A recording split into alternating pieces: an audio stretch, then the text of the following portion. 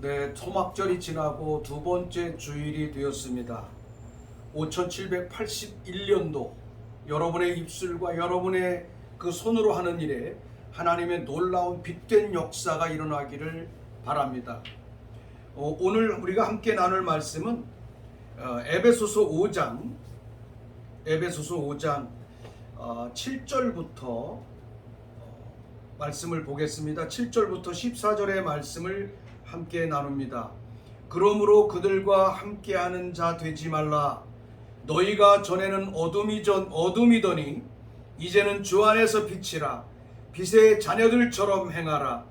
빛의 열매는 모든 착함과 의로움과 진실함에 있느니라. 주를 기쁘시게 할 것이 무엇인가 시험하여 보라. 빛의 열매 너희는 열매 없는 빛의 일에 참여하지 말고 도리어 책망하라. 그들이 은밀히 행하는 것은 말하기도 부끄러운 것이니라. 그러나 책망을 받는 모든 것은 빛으로 말미암아 드러나나니 드러나는 것마다 빛이니라. 그러므로 이르시기를 잠자는 자여 깨어서 죽은 자들 가운데서 일어나라. 그리스도께서 너희에게 비추이시리라 하셨느니라. 아멘. 우리는 오늘 이 말씀을 통해서 함께 빛의 자녀라고 하는 제목으로 함께 나누려고 합니다. 우리는 빛의 자녀입니다. 그래서 예수님께서도 마태복음에서 말씀하신 것처럼 너희는 빛이라 라고 얘기했습니다. 그러면 이 빛이라고 하는 것이 왜 우리가 빛의 자녀인가 라고 하는 것이 중요하지 않습니까? 요한일서 1장 5절의 말씀에 보면 그렇게 말씀하고 있죠. 하나님께서 우리 가운데 주신 말씀 가운데 우리가 그에게서 듣고 너에게 전하는 소식은 이것이니 곧 하나님은 빛이시라. 그에게는 어둠이 조금도 없으시다는 것이니라. 만일 우리가 하나님과 사귐이 있다 하고 어두움 가운데 행하면 거짓말을 하고 진리를 행하지 아니하는 것이거니와 그가 빛 가운데 계신 것 같이 우리도 빛 가운데 행하면 우리가 서로 사귐이 있고 그의 아들 예수의 피가 우리를 모든 죄에서 깨끗하게 하실 것이요 말씀하셨습니다. 하나님이 빛이시기 때문입니다. 하나님이 빛이십니다. 하나님은 이 세상 모든 만물을 창조하실 때도 빛을 먼저 창조하셔서 온 세상 모든 만물들이 그 빛의 질서 안에서 생성되고 그 빛의 질서 안에서 자라나고 그 빛의 질서 안에서 모든 만물이 순행하고 순응하는 이러한 모습을 우리 가운데 창조 가운데서 보여주셨던 것을 볼 수가 있습니다. 하나님이 빛이시기 때문입니다. 그러므로 하나님 예수 그리스도로 말미암아 하나님의 자녀된 우리는 당연히 빛의 자녀가 됐다는 것입니다. 그러면 우리가 빛의 자녀가 됐다는 것은 어떤 의미를 말하는 것일까요? 빛의 자녀가 됐다는 것은 바로 하나님과 나와 하나님과 예수님을 믿는 우리의 삶이 빛으로서의 사귐이 있는 삶이다라고 하는 것이죠. 빛의 사귐이라는 건 그것입니다. 하나님께서 행하시는 그 일, 하나님께서 이 땅에서 말씀하시는 일, 하나님께서 가지고 계신 계획, 하나님의 섭리, 그것을 빛된 우리는 이 세상 가운데서 하나님의 섭리를 펴고 하나님의 계획을 이 땅에서 실행하고 하나님께서 말씀하시는 것을 이 땅에서 펼쳐나가는 이러한 삶을 살아갈 수 있을 때 하나님과의 사귐이고 진리 안에서의 사귐이고 이것이 빛된 하나님의 백성의 삶의 아름다운 모습인 것을 우리가 볼 수 있습니다. 그러면 우리가 빛의 자녀로 이 땅을 살아가는 데 있어서 자녀는 어떤 방법으로 살아가야 할 것인가 라고 하는 것이죠. 오늘 본문의 그 에베소서 5장 말씀에서도 우리에게 말씀하고 있는 것처럼 우리가 빛된 하나님의 자녀로 살아가려면 너희가 전에는 어둠이더니 이제는 주 안에서 빛이라 라고 얘기하죠. 그러므로 이 본문의 말씀에서 우리에게 말씀하시기를 어둠의 일에 참여하지 않는 것, 어둠의 일에 관여하지 않는 것, 이것이 빛된 자녀로서 이 땅을 살아가는 삶의 지혜인 것을 볼 수가 있죠. 어둠의 일이라는 게 뭡니까? 에베소 5장 1절 이하의 말씀에 쭉 말씀하고 있는데 3절 말씀에 보면 그런 말씀이 있습니다. 음행과 온갖 더러운 것과 탐욕과 너희 중에서 그 이름조차 부르지 말라. 이는 성도들에게 마땅한 것이니라. 누추함과 어리석은 말이나 희롱하는 말이 마땅하지 아니하니 오히려 감사하는 말을 하라. 감사하는 말을 하라. 6절에 보면 누구든지 헛된 말로 너희를 속이지 못하게 하라. 이로 말미암아 하나님의 진노가 불순종의 아들 가운데 임하니 그러므로 그들과 함께 하는 자가 되지 말라. 이 땅에 불순종하는 사람들, 이 땅에서 희롱하는 사람들, 이 땅에서 누추함과 어리석은 삶과 어리석은 말을 하는 사람들, 음행하는 사람들, 우상 숭배하는 사람들, 그리고 어둠의 일을 탐하는, 모든 더러운 일을 탐하는 그러한 사람들과 더불어서 어떻게 하라? 그들과 더불어 함께 하지 말라. 어둠의 일에 참여하지 않는 것입니다. 어둠의 일이라고 하는 것은 굉장히 중요한 그 특징을 가지고 있어요.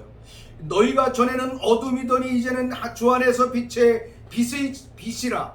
빛의 자녀들처럼 행하라. 빛의 열매는 모든 착함과 의로움과 진실함에 있느니라 라고 얘기하죠.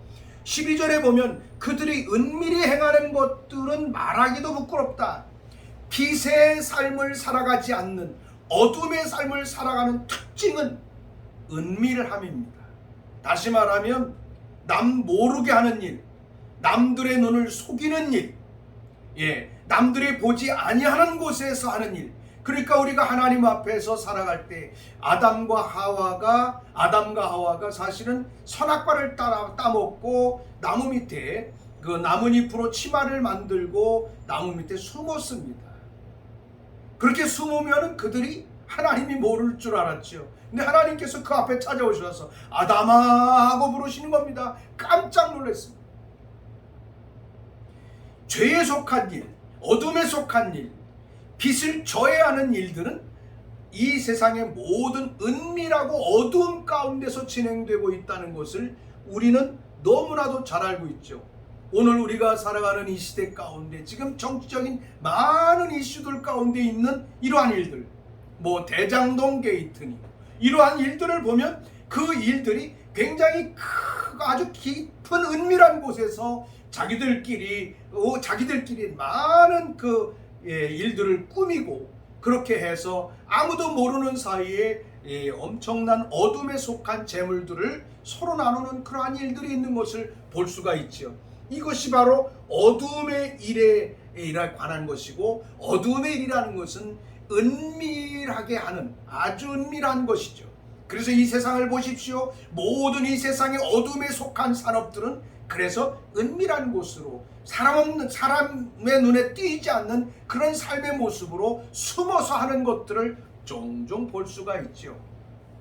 죄악 가운데 살아가는 인간이 근본적으로 빛된 하나님 앞에 살아갈 때 그 빛을 두려워하기 때문에 그 빛을 가릴 수 있는 곳을 간다고 하는 것입니다. 굉장히 중요한 것이죠. 그 다음에 로마서 우리가 13장의 말씀에 보면, 로마서 13장 13절 이하의 말씀에 보면 그런 말씀이 있습니다. 빛의 자녀이기 때문에 빛의 자녀는 어떻게 살아가야 됩니까? 바로 빛의 옷을 입고 살아가야 된다는 것이죠. 밤이 깊고 낮이 가까웠으니 그러므로 우리가 어둠의 일을 벗고 빛의 갑옷을 입자. 낮에와 같이 단정히 행하고 방탕하거나 술 취하지 말며 음란하거나 호색하지 말며 다투거나 시기하지 말고 오직 주 예수 그리스도로 옷 입고 정욕을 위하여 육신의 일을 도모하지 말라 라고 얘기합니다. 빛의 자녀는 빛의 옷을 입어야 됩니다. 빛의 갑옷을 입어야 합니다. 사도 바울은 이 빛의 갑옷을 철저하게 머리끝부터 발끝까지 전신갑주를 입어야 된다 왜냐하면 이 세상에 우리를 대적하는 악한 원수 마귀들의 대적을 능히 대적하기 위해서 전신갑주를 입어야 된다라고 말하죠. 머리에는 구원의 소망의 투구를 쓰고 가슴에는 의의 흉배를 붙이고 한 손에는 말씀의 검을 갖고 성령의 말씀의 검을 가지고 한 손에는 믿음의 방패를 들고 그리고 허리에는 진리의 띠를 띠고 의의 진리의 띠를 띠고 양발에는 평안에 예비한 복음의 신발을 신고 나갈 수 있는 자가 전신갑주를 입은 자라고 말하죠. 전신갑주를 입은 것입니다. 이 그리스도의 갑옷, 빛의 갑옷, 이것을 가리켜서 오늘 그 로마서 13장 12절로 14절의 말씀에 보면 그렇게 말하는 거죠. 그리스도의 옷이다. 예수님의 옷이다. 그러니까 우리가 그리스도로 옷을 입어버리면 그리스도의 빛된 모습이 드러날 수밖에 없는 거잖아요. 그죠? 드러납니다. 여러분, 우리가 잘 알다시피 빛과 어두움은 전쟁의 가치가 없습니다.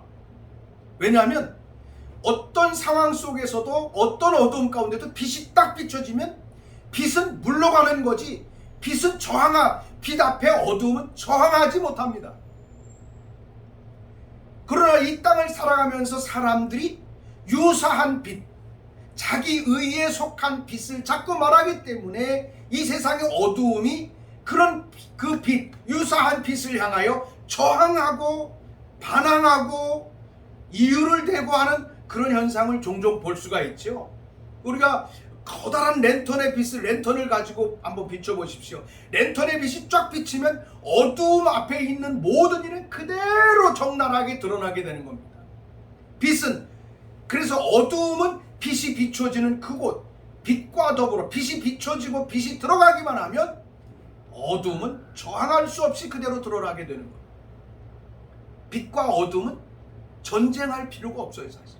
중요한 건 그래서 우리가 하나님의 백성들이 빛의 자녀로 빛으로서의 삶을 살아가기 위해서 그리스도로 옷을 입어야 되는데 이 땅을 살아가면서 오늘 우리가 사역을 하면서 지나친 나 중심의 사역의 옷을 입거나 우리의 어떤 명예의 옷을 입거나 인본주의의 옷을 자꾸 입고서 하나님의 일을 하려고 하다가 보니까 어두움이 침투해오고 교회 안에 어둠의 역사들이 일어날 때 그것에 대하여 싸우고 있다는 겁니다. 교회가 아주 불필요한 일에 너무나 많은 정욕을 소모하고 시간을 소모하고 싸우는 것을 볼 수가 있습니다. 진정한 교회는, 진정한 그리스도인은 빛이기 때문에 그 빛 앞에는 어둠은 드러날 것이고 어둠은 그 앞에서 저항할 수 없다는 것. 그냥 빛을 비추면 어둠은 그냥 드러나고 떠나갈 수밖에 없어요. 어둠 자체가 그 앞에 빛 앞에는 있을 수가 없어요. 이만큼 빛은 대단한 위력을 가지고 있죠. 이 세균이라든가 많은 세균들이 정말 태양빛 앞에 몇 초만 나가도 그 태양빛 앞에서 살아날 수 없다는 것은 이미 생물학계에서 우리가 잘 알고 있고 또 검증된 요소임을 우리가 잘 알 수 있지요. 이처럼 빛은 어둠과 더불어 싸울 필요도 없는 하나님이십니다. 왜냐하면 우리가 빛이시고 하나님이 빛이시기 때문에 전지하시고 전능하신 하나님의 세상 모든 만물의 창조자여 주관자의 빛이 비추는데 이 세상의 모든 만물 가운데는 피조물이 그 앞에서 저항할 수 있겠습니까? 저항할 수 없습니다. 빛 되신 하나님의 섭리 앞에 세상의 모든 불의는 저항할 수 없습니다.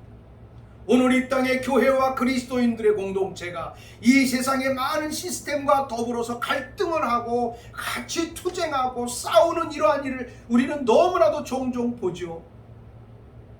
이러한 일을 보면서 저는 너무나 많은 시간 동안 고민을 해왔습니다. 과연 우리가 이렇게 살아가야 되는 건가? 왜 우리는 부단히도 이 어두움이라고 하는 환경과 어두움의 역사의 다양한 재료들과 이렇게 투쟁하며 싸워야 되는 건가? 투쟁해야 할 가치가 있는 건가?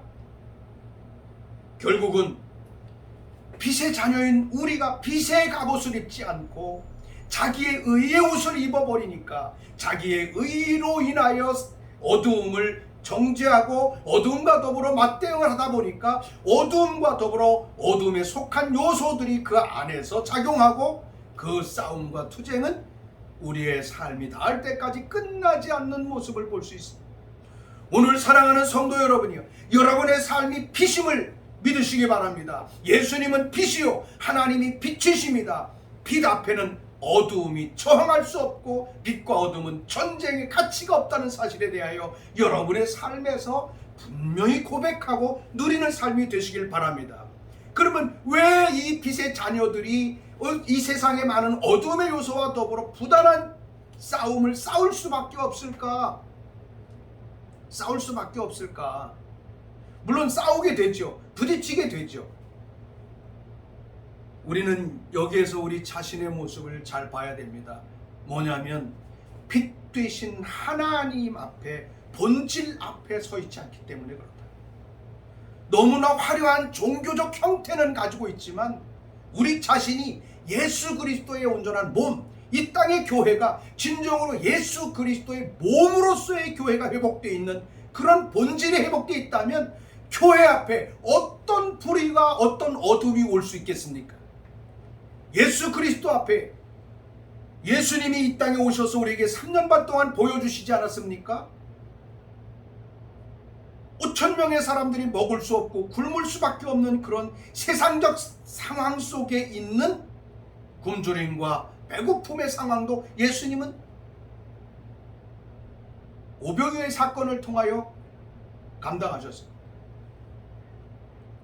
나인성 과부의 집에서 죽은 자를 살리시는 우리 주 예수님, 풍랑이는 바다를 향해서 나가실 때 바다 가운데 그냥 바다에 꾸짖으시니 바다가 잔잔해질 수밖에 없는 이러한 요소들, 이것이 뭡니까? 이것이 빛입니다.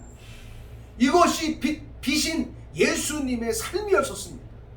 그러므로 예수님은 우리에게 말씀해 주신 너희는 세상의 빛이다. 그러므로 우리 자신이 하나님의 말씀의 본질에 바로 서고 우리의 삶의 본질에 바로 서야 됩니다. 빛은 빛의 삼원색이라는 게 있죠. 빨로파 해서 빛의 삼원색이라는 게 있습니다. 예, 하나님, 빛 되신 하나님에게도 성부, 성자, 성령 세 분이 계시는 겁니다.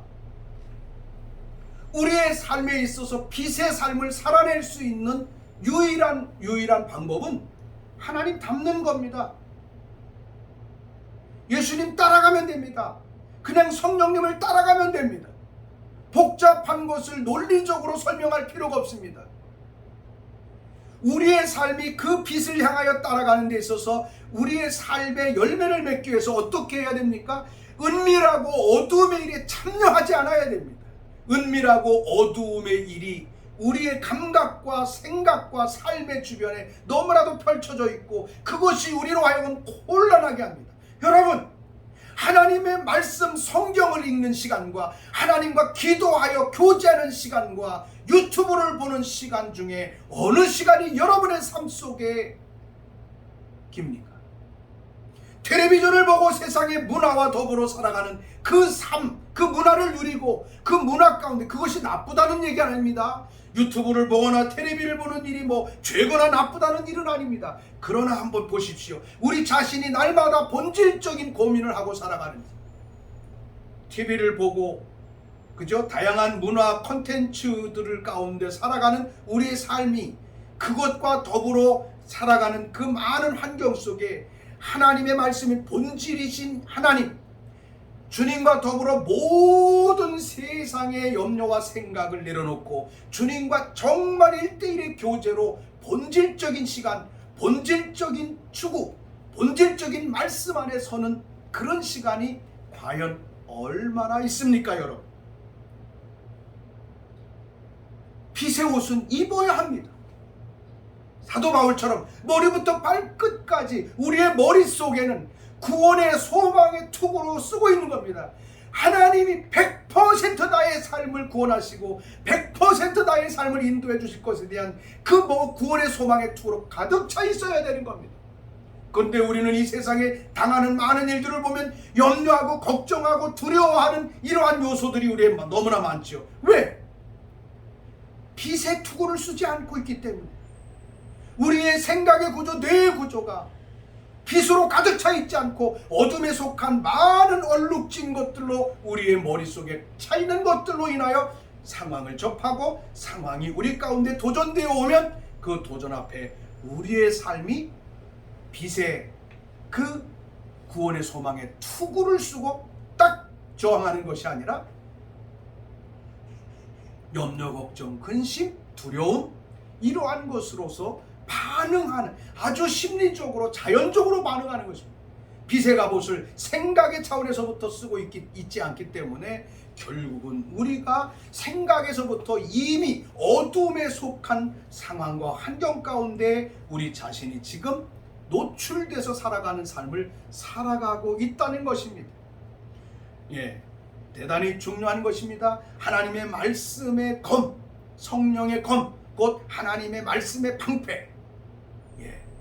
모든 환경을 하나님의 성령의 검으로, 하나님의 말씀의 방패로, 모든 환경을 하나님의 말씀으로 인하여 그것을 정리하고, 하나님의 말씀으로 정리하라는 건 그겁니다. 말씀은 하나님이시기 때문입니다. 하나님의 입장에서 보는 겁니다. 하나님의 관점에서 보는 겁니다. 그러려면 어떻게 돼야 돼요? 하나님의 말씀이 우리의 삶의 양식이 되어야 되고, 그 말씀이 우리의 삶의 모든 이론의 기초로 자리 잡고 있어야 되는 겁니다.